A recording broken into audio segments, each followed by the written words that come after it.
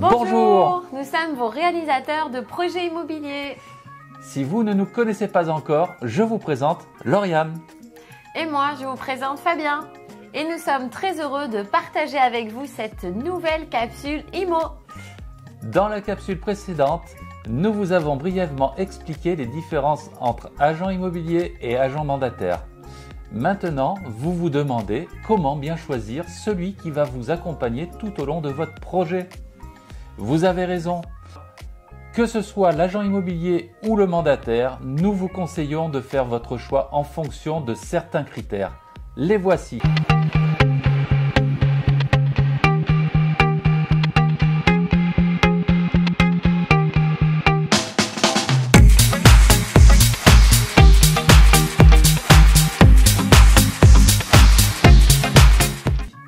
Premier critère, le feeling. Et oui, parce qu'une transaction, c'est avant tout une relation. Il est primordial que le contact passe vraiment bien entre vous. Il faut se rappeler qu'au minimum, vous allez avoir comme interlocuteur privilégié le conseiller pendant une durée de 3 ou 4 mois, parfois même un peu plus. Durant ces mois, vous allez avoir des échanges très réguliers concernant votre bien, le suivi du dossier, les comptes rendus de visite, le rendez-vous chez le notaire et tout un tas d'autres raisons liées directement à votre projet. Alors, pour pouvoir échanger en toute sérénité, il faut avant tout du feeling entre vous. Car pour nous, en tout cas, le plus important, c'est déjà établir les bases d'une vraie relation. Fiez-vous donc à votre ressenti, à votre instinct pour choisir le conseiller qui vous accompagnera dans votre projet. Deuxième point, la passion, l'implication et les compétences.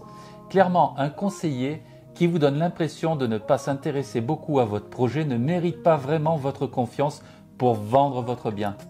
Allez-vous mettre votre bien immobilier auquel vous tenez tant entre les mains d'une personne qui ne semble pas beaucoup s'intéresser à votre projet, qui ne saura pas vous donner les meilleurs conseils et les bons contacts pour la mise en vente de votre bien? Certainement pas. Là encore, choisir celui qui voudra vraiment vous aider, qui saura répondre à vos questions, prendre le temps nécessaire pour vous écouter, vous rassurer et vous exposer toutes les étapes de la transaction est primordial. Également, demandez-lui quelles sont ses compétences professionnelles. A-t-il une approche juridique ou technique ou les deux? A-t-il une spécialité, des atouts qui lui permettront de mettre votre bien en valeur plus que les autres? L'immobilier est avant tout un métier passion. Alors, sachez identifier celui qui, selon vous, mettra toute son énergie à défendre votre cause, à défendre la vente de votre bien. Cherchez le spécialiste de votre secteur. L'agent immobilier ou le mandataire qui travaille dans un secteur défini aura une connaissance pointue de l'état des transactions qui s'y sont passées. Il connaît bien les rues de son secteur et la cote de ce marché immobilier local. Il a déjà un portefeuille d'acquéreurs qui cherchent à acheter dans ce secteur, ce qui facilite et accélère beaucoup les transactions. Quatrième point, les avis clients et les avis des amis. Ils sont un bon indicateur du retour que des clients ont eu de l'agent ou du mandataire. À la lecture de l'ensemble des avis, vous pourrez certainement vous faire une idée plus précise des qualités professionnelles, mais surtout humaines, qui ont permis d'aboutir à une transaction en toute sérénité. Si vous avez dans vos connaissances un ami qui a fait appel à un professionnel pour son projet immobilier et qu'il a été pleinement satisfait de ses services, demandez-lui son contact. Une recommandation d'un bon professionnel, c'est aussi ce que tout le monde cherche à avoir. Ensuite, de la même façon que l'on cherche sur Google des avis des restaurants ou autres, prenez le temps de chercher les avis clients. Regardez les avis certifiés concernant ce professionnel. Les avis des vrais clients sont une mine de renseignements qui mettront en lumière les qualités du conseiller. Voilà, selon nous, les critères essentiels pour bien choisir son conseiller immobilier. Vous avez pu constater que nous avons mis l'accent sur le côté humain, parce que pour nous, c'est la base de tout. À compétence égale, c'est la relation, la confiance, le feeling, l'envie d'aider que vous ressentez chez le professionnel qui font la différence. Regardez si le conseiller va au-delà de ses simples compétences. C'est souvent un bon indicateur d'implication. Trouvez des conseillers qui partagent les mêmes valeurs que vous pour vous accompagner. Nous avons terminé cette capsule. Si vous l'avez trouvée intéressante, alors likez.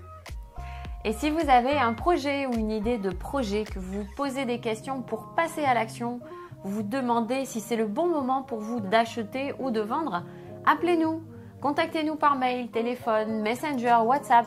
Rencontrons-nous autour d'un café, nous serons très heureux de pouvoir répondre à vos questions. Nous vous laissons trouver le conseiller qui saura le mieux vous accompagner. Et d'ici à avoir la chance de faire prochainement votre connaissance, prenez soin de vous. Dans la capsule précédente, putain, celui-ci, j'ai vu voler jusque-là. Et un mandataire. Il est parti. Il a parti. Et dit.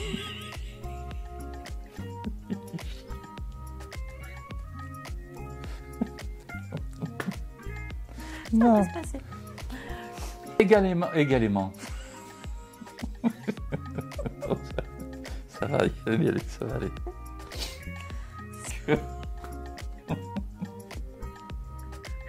Nous avons hâte de vous rencontrer.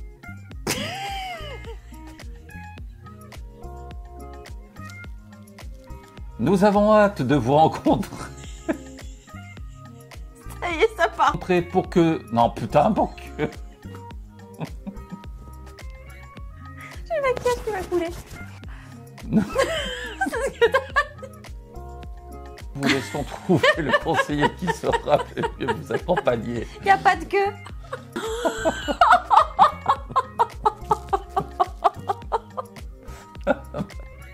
Putain, c'est laborieux avec moi. Je te jure, c'est patiente.